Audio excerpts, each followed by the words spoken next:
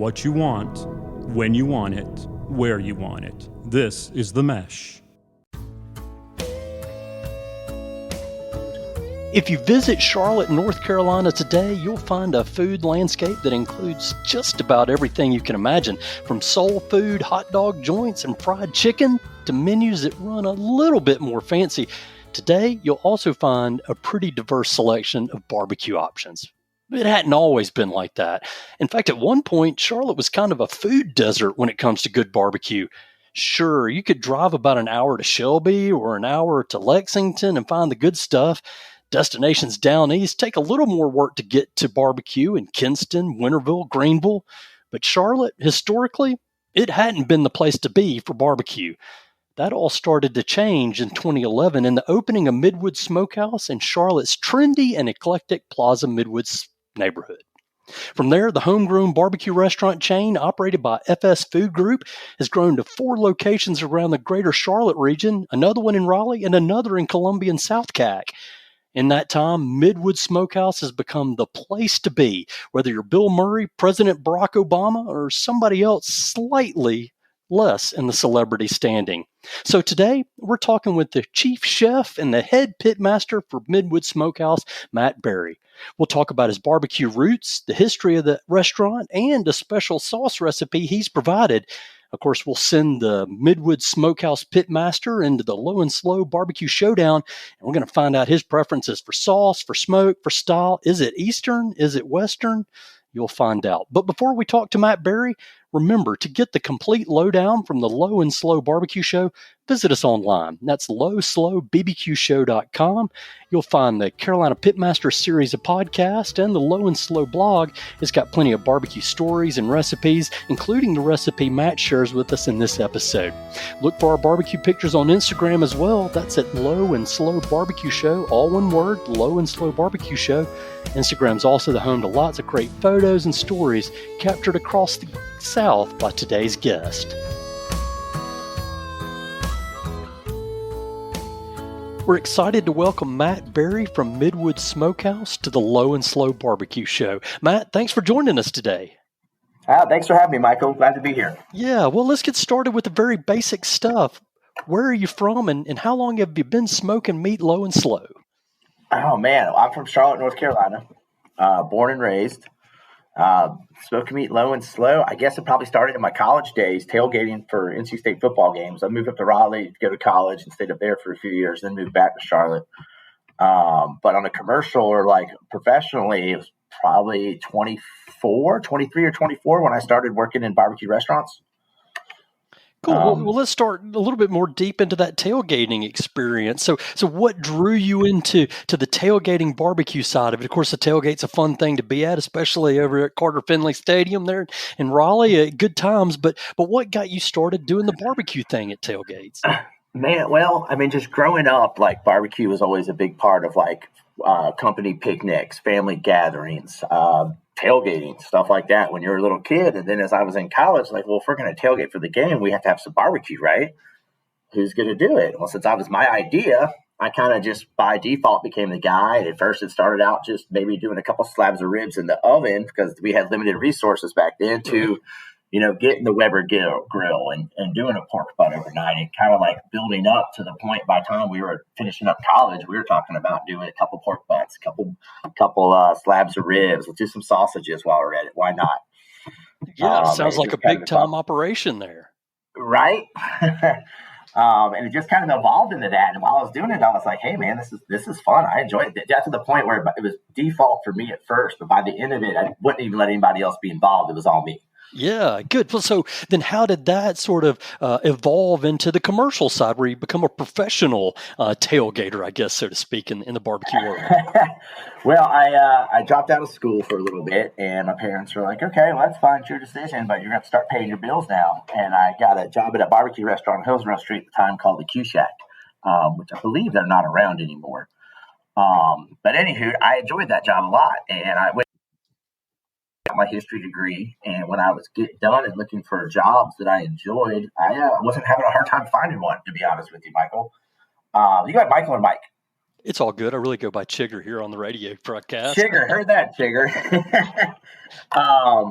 But anyhow, I didn't really think that I could. And to me, at the time in my 20s, early 20s, did not think this was something I could make a career out of, that I could support a family with.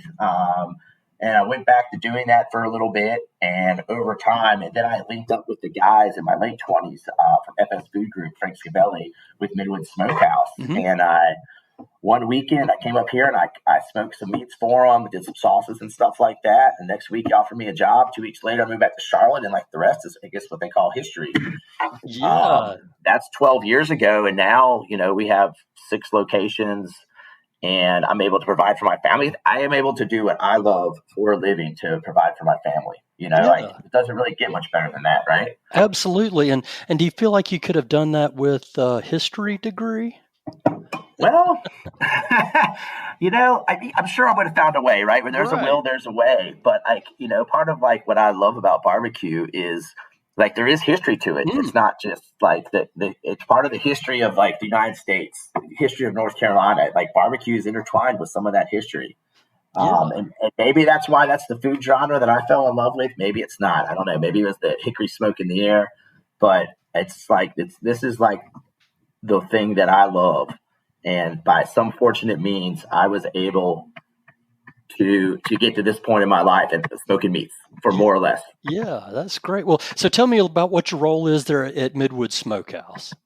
So right now, like I said, we just opened our 6th location in Raleigh this past February. The original location opened in 2011 in Charlotte's Plaza Midwood neighborhood.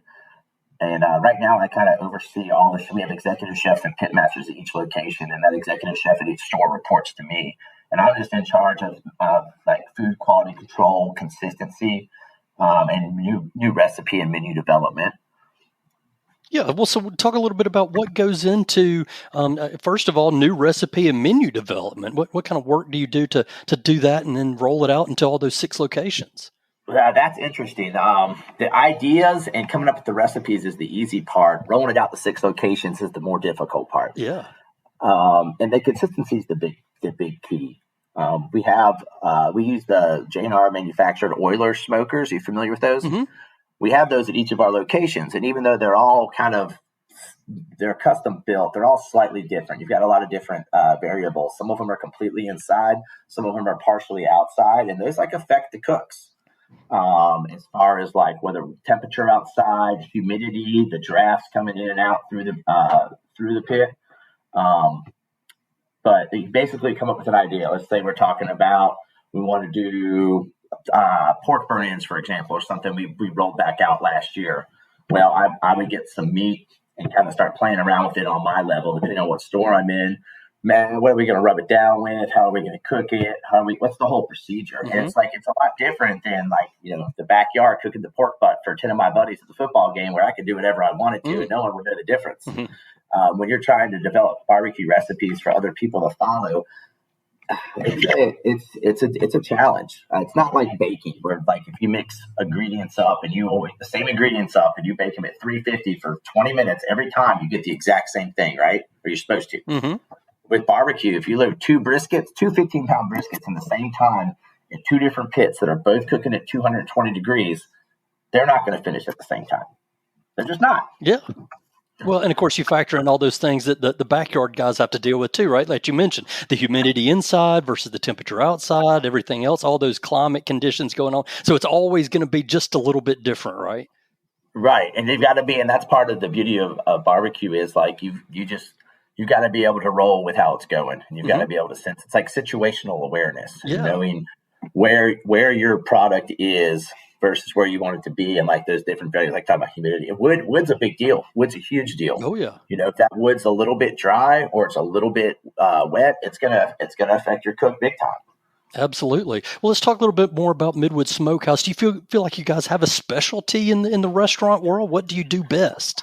Oh man, I like to think we're kind of like a melting pot of barbecue. Mm-hmm. We've gone on some we would call them barbecue pilgrimages or research trips, R&D trips. But we do our North Carolina pork really well. We do have a very heavy Texas influence. We do brisket, we do sausage, we do a very good job at brisket. Burn-ins are like one of our specialties. So we sell more burn-ins than I would have ever imagined 10 years ago when we started messing around with them. Yeah. I knew that the first time that I loaded a brisket just to have for burn-ins, I knew my life was going to change. To the point now where we load briskets just to have enough to do burn-ins. Right. It started out as a special, and now it's like one of our most popular items. Why do you think that is? I mean, obviously you tasted it, thought you were going to, go to heaven. Why do you feel like it's such a popular thing right now? Well, one, I think it's something different in the Carolinas. Mm-hmm. I think it'd be a successful barbecue restaurant in the Carolinas right now. You've got to venture off that mindset of it has to be pork. It has to be chopped or pulled pork going on a bun. There's a lot of people from other parts of the country moving here because it's such a great place to live. Yeah. So you've got a lot of people in the Triangle, in Charlotte, in the bigger metropolitan areas that are not from here. Mm-hmm. I think that's got something to do with it. I think also being delicious helps. Sure. Yeah, definitely. So tell me a little bit, if you come to the Midwood Smokehouse and in any of the 6 locations, what would somebody expect from a visit there? What's a typical visit to the restaurant going to be like? I think you would expect top-notch service. I think you would expect like availability of I hate using the word like we're not upscale. That's not a word I like using with barbecue. We're a modern barbecue restaurant. Mm-hmm. We've got a full bar. We have servers coming to your tables. We have things like that some traditional barbecue restaurants wouldn't have. We have a salad selection that's very popular. We have salmon. We have burgers. It's not just coming in. There's something for everybody there. Yeah, so it's a little bit more than a barbecue joint, I guess what you'd say, and into more of a full-scale barbecue restaurant, and you got something that everybody can have, even if maybe they don't want barbecue. So you bring the kids along, and you've got something on the menu for them, or mom or the wife, and she don't want meat, and she can have a salad. So it's something for everybody. Right. If dad wants barbecue, I don't want him not to be able to get it just because mom doesn't want to go. You know what I mean? Yeah, for sure. Well, so what's something that maybe would surprise people during a visit to one of your restaurants? I think would be our attention to detail. I think if you were to come back and see the attention, like to the meats, like the trimming of the brisket, if somebody were to come back and just spend the shift shadowing the guys working with the pit guys, working with the meat, like we're not just throwing meat straight in the smoker and pulling it out, but we're manipulating it and trimming it to make it to our specifications. That way we know it's going to come out. You're looking for the most consistent cook that you can have, and you have to make the meat be that way. The more uniform the meat is, whether it's a ribs or a brisket, the more evenly it's going to cook and the better product you're going to get. And that's what we're doing. It's been a lot of labor to get the product to where it is, but that's because we think it's worth it. Yeah, fantastic. Well, how do you feel like the business has changed since you took off there in 2011? And I'm sure a lot of things have changed, but maybe what are some of the bigger things that have changed during that 12 years or so? Well, meat prices have definitely changed. Oh, yeah. I think it's like the barbecue kind of is going through a boom. It started probably about 10 years ago, maybe more accurately like 8 years ago or so. But there's a lot of new barbecue restaurants out there. And I think it's like a new age of barbecue that we see. And I think it's pretty exciting, and no disrespect to the mom and pop places that have been around for 40, 50, 60 years and even longer than that in some cases. But I think you're getting a fresh spin on barbecue. I think you're getting guys that have a little more of a chefy background putting their hands on it. I think you're seeing more of like a Tex-Mex spin on barbecue in a lot of places. And I think that's exciting. I think it's different flavors. And I think it opens up the box of like, what can we do? Used to be very limited, I would say. Even when I was growing up, that it was a pork sandwich or chopped pork plate or sausage and brisket. And now you've got like barbecue birria tacos, smoked prime rib, stuff like that, stuff that you wouldn't have thought of, 15, 20 years ago. Yeah, a lot of evolution and expanding what's constituting barbecue in the Carolinas, of course. So in Charlotte, too, the barbecue scene has evolved quite a bit. So let's talk a little bit about that. How do you feel like Charlotte and barbecue, maybe they haven't always gone together great, but how do you feel like that's changing since you guys opened in 2011? Well, it's funny you say that. Like one of my career goals back in the beginning of this Midwood Smokehouse thing is I want people to think about Charlotte when they think of barbecue because 15 years ago, it never came up. Everybody would talk about the eastern part of the state or Lexington. And I wanted Charlotte to be part of that North Carolina barbecue culture and on that map. And I think us opening up kind of like started that trend. Whereas you had not just before that, there was what was the guy over on South Boulevard that I used to love when I was little, Bill Spoons. Bill Spoon's is the only aforementioned barbecue restaurant, old Smokehouse, which I think, ironically enough, might have burnt down. It was on North Tryon Street. But we opened up, and then now you've got places like a Sweet Lou's, like a Noble Smoke, and people think of those the competition. How do you feel? It's like, it's great. The more good barbecue restaurants in Charlotte, the better it is for all of us. Yeah, definitely. So, with that being said, as you mentioned Noble and our friend Lewis Donald down at Sweet Lou's, do you feel like Charlotte is starting to develop a barbecue identity? You go to Lexington, you expect Lexington barbecue. You go down to Winterville or Greenville or somewhere like that, you expect down east barbecue. What is Charlotte's barbecue identity, or does it have one? No, I think it's like a Piedmont hybrid kind of thing. Mm-hmm. I think, and that's what I like to think Midwood Smokehouse when we do our pork. We're chopping pork, which you would associate with the eastern part of the state, but we do put a little bit of tomato and ketchup into our vinegar sauce, which you would associate with the western part of the state. And, there's been this whole battle over the years of east versus west. It's got to be one or the other. I don't understand why it can't be both. Why not take two great things and kind of mix them and create like a Piedmont barbecue kind of thing? And I think that's something you see. I can't speak for certainty because I don't know the other people's recipes, but when you go to other barbecue restaurants in this general area, their vinegar sauce has got tomato in it. Yeah, definitely. And I think that's kind of like, that's where the line kind of draws. Mm-hmm. Like you got vinegar and tomato. All barbecue sauce is going to have vinegar in it, Yeah. So I think that's what one of the big things that differentiates the eastern part of the state, the western part of the state. Here in the Piedmont, we just want to make it good. We just want to make damn good barbecue. Yeah, well, maybe that's the identity then. Piedmont barbecue, damn good around the Charlotte region. So that's cool stuff. So take me through a day in the life of Matt Berry at Midwood Smokehouse. You got 6 locations. You can't be there all the time, but what's a day in your life look like, from start to finish? Typically, we go in at 6 a.m. They load the pits the night before with the brisket and pork. About 7 or 8 p.m. They'll stoke the fire real strong. When we get there at 6, it's typically on its way out. You got some coals, and that's about it. So we'll get in there and shovel out the coals, get the fire, or shovel out the ash, get the coals stirred up, get some wood going. Hopefully those butts are about to come out by about 7 or 8 because we got to get ribs in. Mm-hmm. And I like to go in and work the pits in the morning, man. That's what got me into this business. Yeah. And that's the fun part for me, right? Like you get to go in.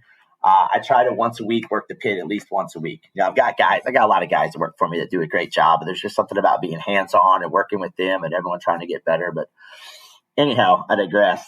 Get the ribs in by 7 o'clock so they can be out by 11. Typically they're a 4-hour cook. Mm-hmm. Brisket should be coming out about 8 o'clock. So we're typically looking at about 12 to 14 hours on brisket. And throughout the course of the day, we're doing all that other stuff like half chicken, chicken wings, bacon wrapped jalapenos, burn-ins, sausage, all that stuff kind of has the shorter cook times. Yeah, all the good stuff there. So you've spent the day cooking or part of the day, some of the time pit mastering, and when do you get out of the restaurant? It depends when the job is done. Yeah, okay. I get out. Some days I will get out 4 or 5 o'clock. If we've got a night crew coming in, there's some days where you're at the restaurant till 8, 9 o'clock. Unlike a Texas barbecue culture where like when you run out of food, you close, right? Sure. Here in the Carolinas, we try not to run out of food. Mm-hmm. Not everybody gets a 2-hour lunch break to go wait in line to get barbecue. So we try to keep it going fresh throughout the course of the day. But at that time too, you're doing other stuff like during lunch service, you'll hop on the line. Most of it, a lot of the stuff we cook, we make everything from scratch, but mm-hmm. It's like we make big batches of collard green, big batches of baked beans. And then we have all that stuff. So we're able to do service pretty quickly. You should be able to get in and out of the Midwood Smokehouse at lunchtime pretty fast. Yeah, cool. And that's what I know people like that. So you're working at the restaurant. You're doing a lot of different things there. When do you find time to do all those things you talked about at the beginning, the executive stuff, like developing recipes and managing consistencies and opening new stores and all that hard part? After lunch is usually when I work on menu development. Okay. That's my thing. After lunch, I've got some time. It clears out. In the morning, it can be pretty crowded. You've got pit guys there. You've got prep people there. Typically, a lot of body. After lunch, you don't have as many people. So you can kind of get some space, some stove space, some smoker space, whatever it may be. Our pits are also very crowded in the morning because you still got pork and brisket in them. Sure. Plus, you're trying to load the other stuff for lunch. Crowded pits, not doing a lot of R&D in a crowded pit. So after lunch is typically like that 2 to 5 o'clock is when I get a lot of like my working on new recipes, playing with recipes. usually I do a lot of eating too. Everyone in the kitchen's eating if I'm in the kitchen because usually I'm working on something. As far as consistency and quality control, it's just like every time I go into a store, the first thing I do is what we call a line check. And I'll go and, I would like a slice of brisket. I would like a single rib bone. I go through and just make sure everything's good. I have myself a nice little meal and then we move on. But there's sometimes you have inconsistencies and you have to address those. Do you save room for dinner? So when you get home and have food with the family, or have you eaten so much during the barbecue day that you don't want to look at anything else? It's crazy. I've gotten a lot better at it over the years. Back in the beginning, you would just kind of eat and eat and eat. Now I've learned the art of moderation. Yeah. Like, one slice of brisket can be one bite from that slice of brisket. One rib bone can be just one rib bone. You don't have to have 2 or 3 rib bones. If you tried one, then the other ones are good. Whereas back in the day, you'd have, that's a good rib bone. Let me get one more. I try to eat smaller portions. Okay. But I still probably eat too much. Yeah, well, that's smart. You save room, and again, all good things in moderation. Let's talk a little bit about that oiler smoker that you talk about. That's a little bit out of the ordinary. You don't see them an awful lot, I don't think. But tell me about that particular tool that you use, and how did y'all come to choose that, and how does it work? So Frank did a lot of research. My boss and the founder of FS Food Group did a lot of research going in. They went to Texas for some research trips. And what are the smokers people are using? What are the ones that give us the most authentic flavor? The one very big thing for us is we wanted to be all wood, no gas assist. A lot of places, especially in the cities, your more urban areas are going to have gas assist. They don't have the space to store all the firewood, or they don't have the proper ventilation. There's a lot of fire regulations going on with barbecue restaurants. Mm-hmm. But so J&R Manufacturing makes the oiler. It's a rotisserie. That is all wood burnings. We use all hickory wood. Okay. And it's burning 24/7. If fire goes out, you're not cooking. Yeah. But we like the rotisserie because you're basically self-basting everything. I like to mop my ribs, but if I've got enough brisket in the smoker, I don't really have to mop my ribs because the briskets are mopping the ribs for me just by dripping. Sure. And the way it works, it's got a series of flues. And this is why we're able to maintain relationships and have families, is because at the end of the night, 11 o'clock or so, whatever it may be, we can load that thing up with wood, and it's got a thermostat on it. So as the temperature drops, the thermostat, the flues will open. It creates a draft that will kick the fire up. Okay. Consequently, when the fire hits the temp, it'll close them down and kind of choke the fire out. Yeah, so you feel good about going to sleep on your meat. We can go to sleep. Now, it's not a perfect science. You don't come in and it's always exactly where you want it to be, but it does give you're able to no one's going to be at the restaurant for 4 or 5 hours and you don't totally throw your product off. Yeah, that's always good. So you mentioned hickory, all wood. Why hickory? Why you chose that particular? Well, for one, I just, you grow up using hickory, you kind of stick with what you know. And it turns out everyone's using hickory in North Carolina because hickory's very prevalent in North Carolina. Mm-hmm. If you go to Texas, they use a lot of post oak, they use a lot of mesquite. You're not going to pay money to import a different kind of wood when hickory is so available. Sure. And I know there's the argument for applewood, cherry wood, but those are great when you're doing small smokes in your backyard. Mm-hmm. And you're doing a more delicate piece of meat, maybe a bone-in pork loin or something like that. But when you're smoking 12 or 14 hours and you're trying to put a good smoke on it, I think hickory just burns the best, burns the most evenly, puts off a good, it's a pronounced flavor, but it's not an overpowering flavor. Yeah, it's it accents the meat very nicely. Yeah, a perfect combination, a perfect complement to the meat there in the smoke. Let's take a moment and shift gears just a little bit and talk about the recipe that you shared. Okay. First of all, it's the cola sauce that you shared, and thanks so much for sharing it. But why have you chose this particular recipe? What's special about the cola sauce recipe? So we talked about burn-ins earlier and how they've become so popular for us. I'm going to maybe backtrack a little bit and talk about how we got to burn-ins in the first place. Yeah. Back when we first opened, we're doing our thing. We're selling barbecue. We're kind of slow. It's a penny business. Every cent counts. And we're having leftover brisket, and we're trying to find some good outlets for it. We're trying some different specials. And Frank comes to me and he's like, "Have you heard of burn-ins?" And being a Carolina boy my entire life. To be honest, in 2011, I had never heard of burn-ins before. Oh, wow. So I did a little bit of research, talked to a couple people, and we started doing burn-ins a certain way. I won't elaborate on the procedure, but they weren't they were good, but they weren't blow your mind good. Mm-hmm. And so we decided we wanted to make them blow your mind good. Well, how do we do that? We went to Kansas City for a couple of days, and we ate at 9 barbecue restaurants in 36 hours. Wow. And only ate burn-ins. Yeah. Didn't have anything else. And so we kind of looked and saw, and when you hear the funny part about this is we went to 9 different barbecue restaurants. Burn-ins were 9 different ways at these 9 different restaurants. None of them were the same. Of course. Everybody's got their own style, right? Right. And so, but we took some of that and we went to a place called Slaps, which had pretty damn good burn-ins. And the sauce they had was really good. And so my thought is like, man, I can make a sauce like this. But I want to put like a twist on it. So I've always kind of liked cooking with beer, cooking with sauces, sodas, stuff like that. Mm-hmm. Like instead of using water or vinegar or like using like as a sweetener, use like a soda kind of thing. Mm-hmm. So we started messing around with it, and I kind of thought that the cola flavor, we tried Dr. Pepper, tried a couple different ones, but turned out that cola just went bad when it reduced and the syrup got thick. It almost acted like a molasses sort of in there. And then we kind of revised how we did the burn-ins. So the way we do the burn-ins now, we take the leftover brisket, we cut the point off. The flat we shave and use for our cheesesteak. But the point we'll cut into the burn-ins, we re-season them, and then we put them on racks, and we put them back in the smoker and smoke the hell out of them until they get nice and crispy and have that good flavor. It's like a double char on them. Yeah.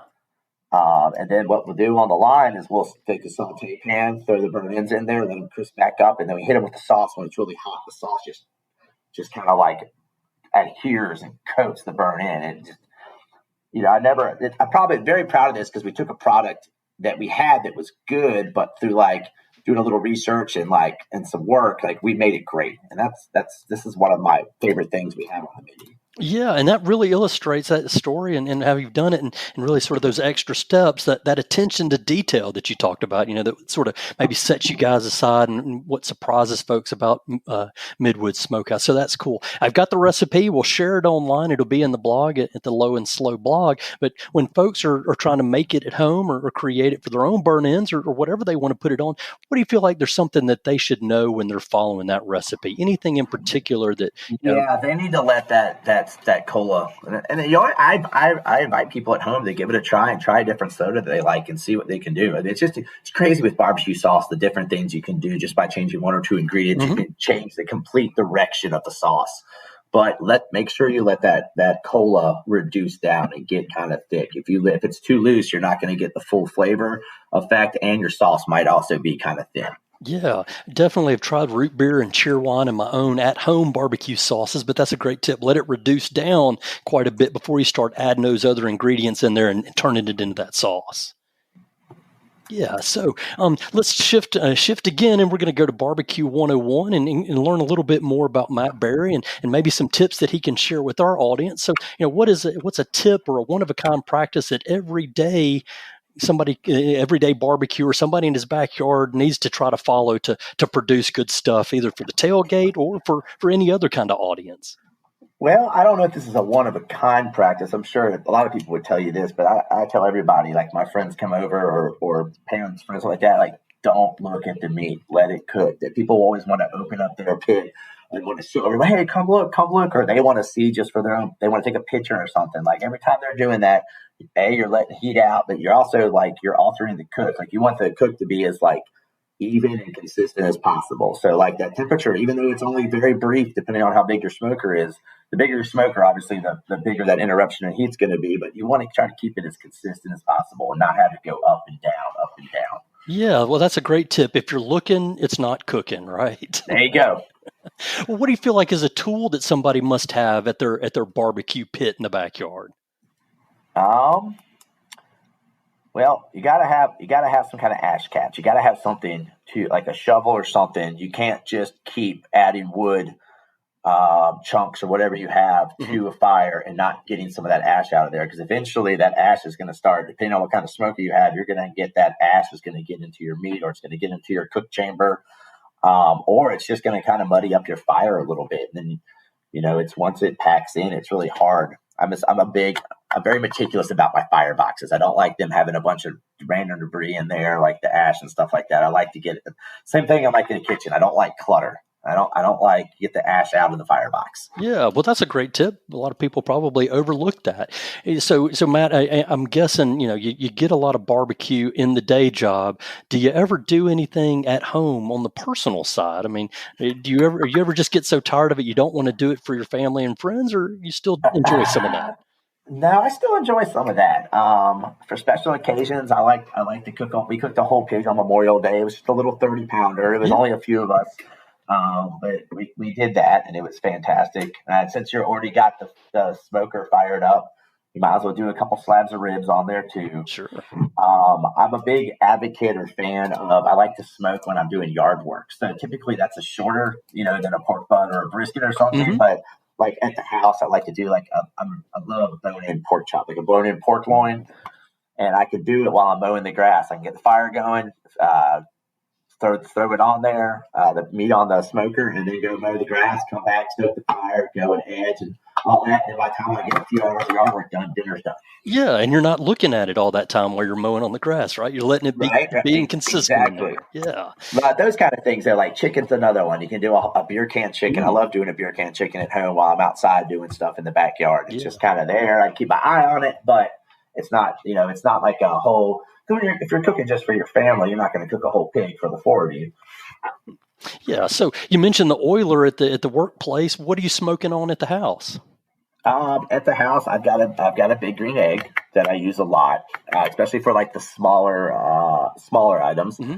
I do have like a homemade pig smoker, so to speak, with cinder blocks and some chain link fence. And I have a little sidecar smoker that is it's probably due for replacement. It's about 15 years old, and it's seen better days. Well, it's a good season, right? I keep telling myself I'm going to fix it up, and I just keep cooking on the other two. Yeah. Well, what do you enjoy most about working in the barbecue? First, just doing the barbecue piece of it. Well, I tell people this in interviews and other stuff, but like my favorite thing about barbecue and working in it is like the communal effect it has. Like, that goes back to kind of my history thing, but like back in the day when they started doing barbecues in North Carolina in the late early 1800s, if you killed a whole pig, there was no refrigeration and you're going to serve a whole pig. You invited all your neighbors from around the county to come. Yeah. And I think it's just like sharing that. Like if you put 12 or 14 hours into cooking a piece of meat, you're invested in it. You want to share it with other people. You want to show it. Like if you go into Midwood Smokehouse at lunchtime and you go look in the dining room and you just see this wide variety of people coming in to enjoy barbecue together. You've got construction workers, you got landscape guys. You'll see suits, soccer moms, scrubs from the hospital. All these people are coming together for one reason, and that's because they want to enjoy barbecue for lunch. And like that's where I still get like the most satisfaction from is like sharing the experience with other people. Yeah, and that kind of gets into the business piece of it too. Does that influence your enjoyment of the operations, the business side outside of the barbecue, or are there other things that you enjoy about the business side? The business side, I like to order. I like the ordering and inventory side of it because to me it's kind of like a word game or a numbers game, as far as like. I know we're going to do this weekend. If I order 5 cases of brisket, that should get me through the weekend. And then when I finish the weekend and I have one single brisket left over, I'm like, oh man, that was awesome. Then on the other hand of that, if it comes Sunday and you need to find a case of brisket somewhere because you don't have enough, you're like, oh man, damn it, Matt. But I enjoy that. I actually do enjoy that a lot. It's kind of like a game that you play, and you can't win, but you can lose.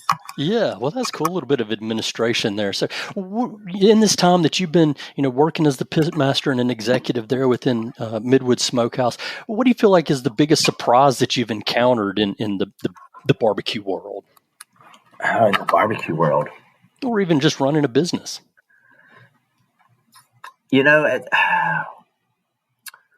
I don't want to talk about people, but it's a people business, mm-hmm. right? It's not, like I can do a lot of things on my own. I can make a lot of good food, but I can't do it without a team. Yeah. And the similarities between like a restaurant and like a sports team, like I think is something that maybe I didn't see before I got into the restaurant industry. I played sports growing up in high school and mm-hmm. stuff. And I never saw that connection about how, like, it's all kind of dependent on somebody else. Like, you got to do your part. They've got to do their part. But if someone doesn't do their job, it can make the whole machine kind of like slow down. Yeah. And I don't think that's something you necessarily see when you're not in the business. It's just how much like teamwork makes the dream work, right? Like you can't do it without your team. Yeah, of course. So when you're talking about community, a couple of different instances, whether it's your team or your community of diners or restaurant goers, what about the community of barbecue pitmasters around Charlotte and the Carolinas? Do you feel like you guys compete with one another, or you collaborate with one another? Are you friends? What's that community like? Before COVID, I felt like there was some traction. We were starting to kind of hang out and do some things together.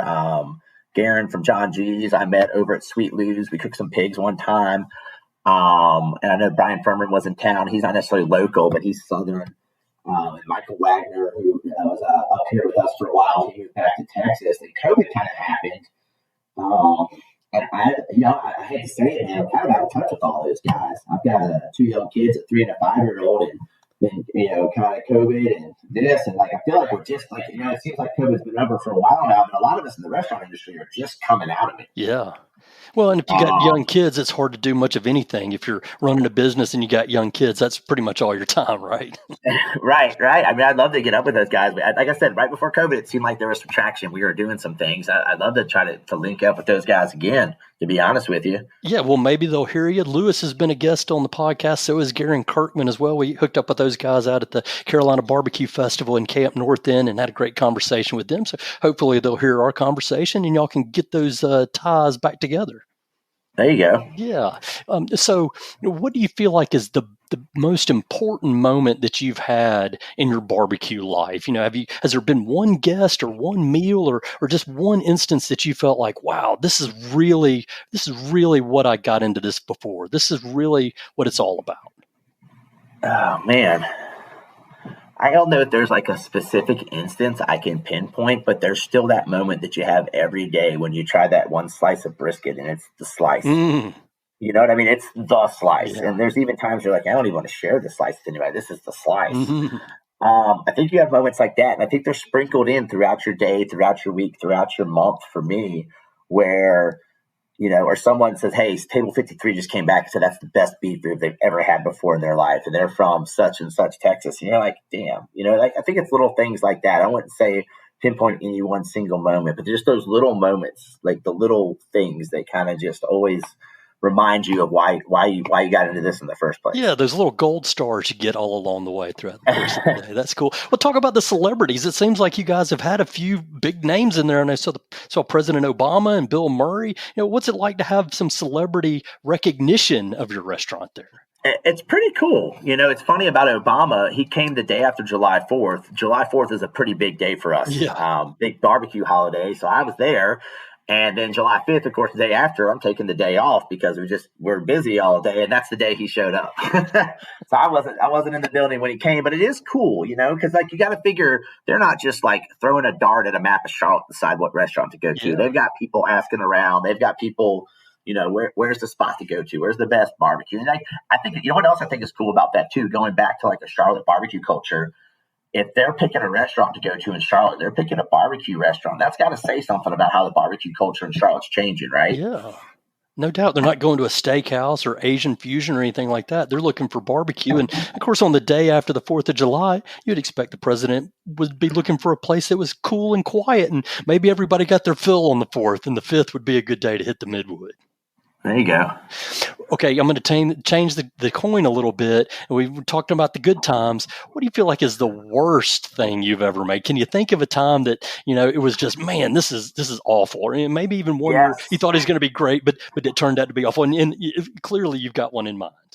Oh, yeah. I was thinking about this because it's a tough question. I always ask chefs and pitmasters interviews, like, what's your favorite thing to cook? What's your least favorite thing to cook? And I constantly always give them my answers. But I was thinking about the worst thing I ever tried to make. And I didn't try to sell it because it was not good. But I tried to do smoked sweet potato au gratin. Interesting. Sounded good in theory. And I was like, I'm going to shave these potatoes and we're going to smoke them. And smoked sweet potatoes they're not very good. What do you feel like it was what you did, or it's just not a good idea for folks to try? I try it. I mean, you could try it, but I didn't have the luck that I thought I was going to have. I was kind of excited about it. I like sweet potatoes a lot. Yeah. And, at Midwood Smokehouse, we're trying to, provide for more. Like maybe someone's not a big meat eater, but they would like tried some smoked. Like we've done smoked vegetables in the past. We do different things, but it didn't work. It didn't work. Tried it again. Understand? No, I haven't. And like some things that I've met, like beef ribs took me a while to get. There was definitely some when I was smoking like the full dinosaur beef ribs. There was a few racks that I was like, oh man, but eventually I got it. And this was one that was just kind of demoralizing. I was like, we'll toss this to the side. Forget that until somebody asks you about it there on the podcast, right? Right. I hadn't thought about it in years, to be honest. Well, so when you're looking for barbecue advice, where do you turn? When I'm looking for barbecue advice? Yeah. Man, I usually turn to the guys that I work with, to be honest. Sure. Like, even though I'm not as day to day, like in the same pit, I'm in a pit every day, but I could be in any given week, I could be in 6 different pits. Mm-hmm. Like if I'm having an issue in a certain restaurant with that thing, I'm going to go to the guy who's working on that pit 5 days a week, 50 hours a week, and be like, hey, and ask him questions. And then I've got a couple of guys in Texas that work with the pits that we do if I'm having troubleshooting the actual mechanics of the pit or the physics in the pit, the actual operation, I could give them a buzz. When it comes to like, as far as meat and like product goes, like I just find that my guys and myself putting our heads together can usually figure something out. Yeah. Well, you mentioned a couple of different times that you guys have taken some road trips to Texas or Kansas City to try some different things. How much are you still traveling around to explore and maybe look for new menu items or see how other people are doing it? We do. We went to Texas. When was it? I guess last year we went and we were looking at the Tex-Mex stuff. That's kind of a big focus of ours right now. It's kind of like the Tex-Mex barbecue thing. Like it just seems like the two naturally blend together well. And so we went down there last year. And went and checked out some places. Valentina's, maybe you've heard of it, outside of Austin is a good one. Miguel Vidal down there. Oh God, I can't think of the other one right now. That was right outside of Fort Worth, Dallas.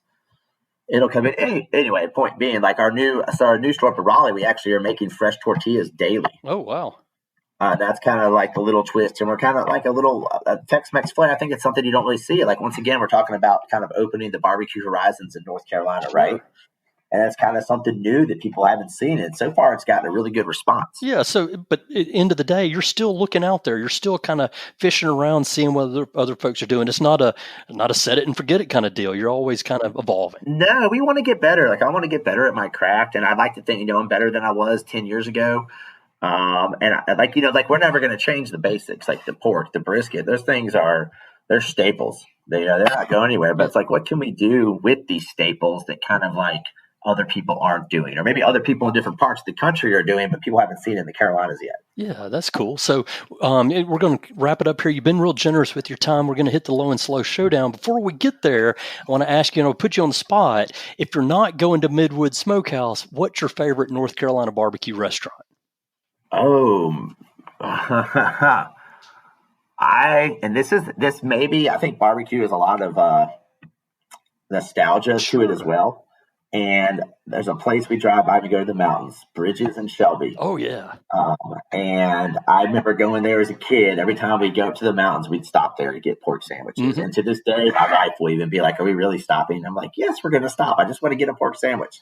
And I think some of that, too, is when you're a young kid, you think everything's good, right? And like, it's like, but it brings back memories. When you have that pork sandwich, is it the best pork sandwich that I've ever had?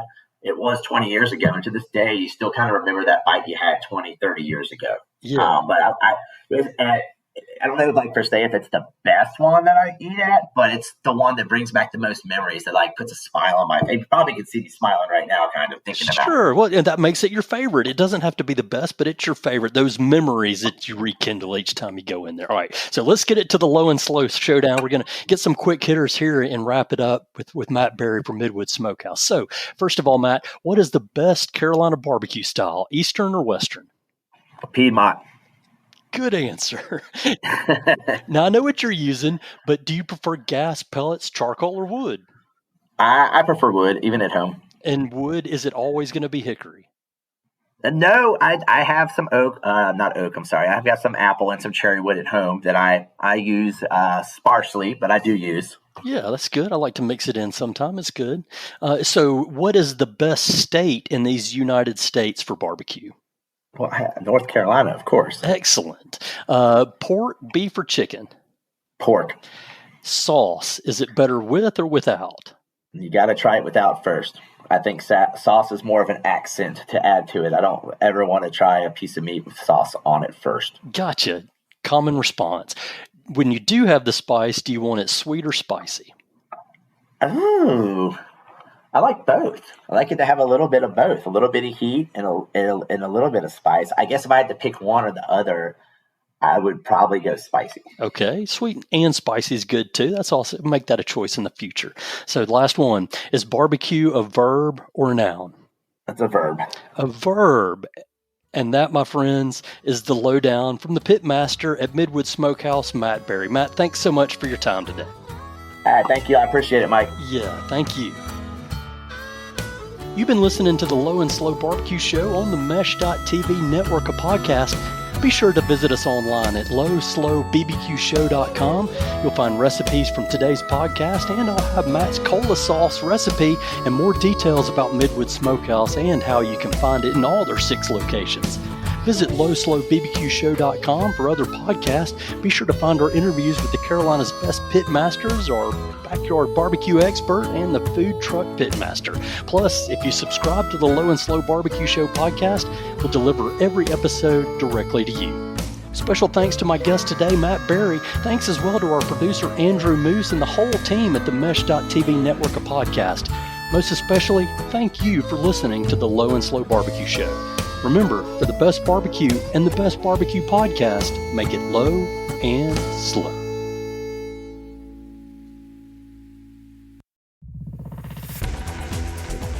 You've been listening to The Mesh, an online media network of shows and programs ranging from business to arts, sports to entertainment, music to community. All programs are available on the website as well as through iTunes and YouTube. Check us out online at themesh.tv. Discover other network shows and give us feedback on what you just heard.